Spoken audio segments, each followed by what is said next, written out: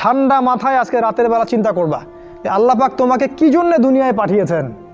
একটু চিন্তা করবা, 1 মিনিট একটু চিন্তা করবা যে তুমি পৃথিবীতে নাই, তুমি পৃথিবীতে নাই, তুমি মারা গেছো। চিন্তা করবা তুমি মারা গেছো।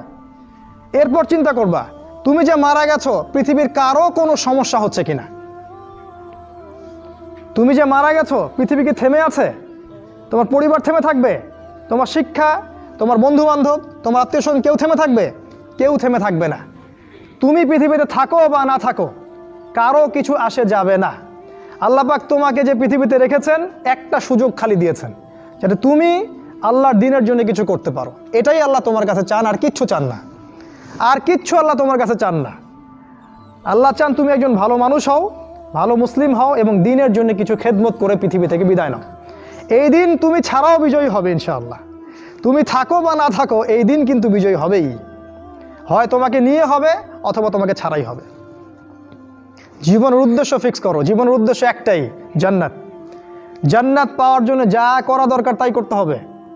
কোরআন হাদিস মেনে চলা থেকে শুরু করে আমল করা, আদব আখলাক সব কিছু এর মধ্যে চলে আসবে ইনশাআল্লাহ। আল্লাহ পাক তোমাকে পথ দেখাবেন। আগে তুমি জীবনের উদ্দেশ্য ফিক্স করো। একটা কথা বলি, সবাই তোমাদেরকে বলবে জীবনে সফল হতে হবে। অনেক কথা আমি বলছি আমার ব্যক্তিগত অভিজ্ঞতা থেকেই বলছি।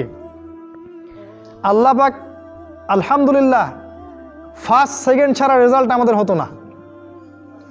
যখন থেকে আমরা বুঝতে পেরেছি যে ট্র্যাকে আমরা যাচ্ছি সে ট্র্যাকটা ভুল, সেই ট্র্যাকটা ভুল, এই বুঝটা যখন থেকে আসছে আমাদের মধ্যে, আমরা চেষ্টা করছি অন্যদেরকে আমাদের শিক্ষা দিয়ে সচেতন করার জন্য। আমরাও ভুল করেছি, ভুলের উপর ভুল করেছি। আল্লাহ পাক যেন মাফ করেন, আল্লাহুম্মা আমিন। সাফল্যের সংজ্ঞা শেখানো হতো আমাদেরকে পরিবার থেকে। সফল হতে হবে বাবা, নিজের পায়ে দাঁড়াতে হবে, বাবাকে দেখতে হবে, মাকে দেখতে হবে, অমুক তমুক ইত্যাদি ইত্যাদি। বিয়ে করবি কি নিয়ে, তোর তো কিছুই নাই, বলে নাই কথাগুলো আপনাদেরকে। চাকরি বাকরি করতে হবে, প্রতিষ্ঠিত হতে হবে। শোনো, সাফল্যের একটা সংজ্ঞা দিয়েছেন আল্লাহ কোরআনে, একটাই সংজ্ঞা, সূরা আল ইমরানের মধ্যে আছে। আজকে আমি সব ডিটেলস বলার সময় পাচ্ছি না। সূরা আল ইমরানের মধ্যে আছে কুল্লু নাফসিন যায়িকাতুল মাউত, প্রত্যেকটা নফস মারা যাবে এবং কিয়ামতের মাঠে তাদের পুরোপুরি প্রতিদান তাদেরকে দেয়া হবে। এখানে আল্লাহ সাফল্যের সংজ্ঞা দিয়েছেন, ফামান যুহজিহা আনিন নার ওয়া উদখিলাল জান্নাহ ফাকাদ ফাজ। ওই দিন কিয়ামতের মাঠে যাকে জাহান্নাম থেকে বাঁচানো হবে আর জান্নাতে প্রবেশ করানো হবে, ফাকাদ ফাজা, এই ব্যক্তি হচ্ছে সফল। সাফল্যের সংজ্ঞা কোথায় পাইলেন? যদি আমরা জাহান্নাম থেকে বাঁচতে পারি প্রত্যেক ব্যক্তি এবং জান্নাতে যেতে পারি, সেই সফল। এছাড়া কেউই সফল না, এই পৃথিবীর কেউই সফল না, কেউ না। সে যত বড় রাষ্ট্রনেতা হোক, পণ্ডিত হোক, বিজ্ঞ হোক, পণ্ডিত কে হয় হোক, যার দাপটে সারা বিশ্ব কাঁপে, এও সফল না যদি না সে জান্নাতে যেতে পারে। কিন্তু একজন এই ভ্যান চালক, এক রিক্সা চালক, এক আমার ওই গরিব চাচা, ওই কৃষক, সে যদি হিসাব দিয়ে জান্নাতে যেতে পারে, সে সফল। তিনিই সফল, তিনিই আল্লাহর কাছে পছন্দের বান্দা। অতএব জীবনের উদ্দেশ্যটাকে ঠিক করে ফেলো, এটা প্রথম কাজ। দ্বিতীয় কাজ, তোমাকে জ্ঞান অর্জন করতে হবে। দ্বিতীয় কাজ, কিসের জ্ঞান অর্জন করবে?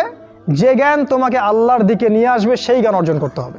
কোন কোন সাবজেক্ট পড়তে হবে তোমাকে প্রথমত কোরআন পড়তে হবে, তেলাওয়াত করা শিখবে, অর্থ জানবে, আরবি ভাষা শেখার চেষ্টা করো, কোরআনের আদেশ মানো, নিষেধগুলো ছেড়ে দাও এবং কোরআনের দাওয়াত মানুষের কাছে পৌঁছে দাও।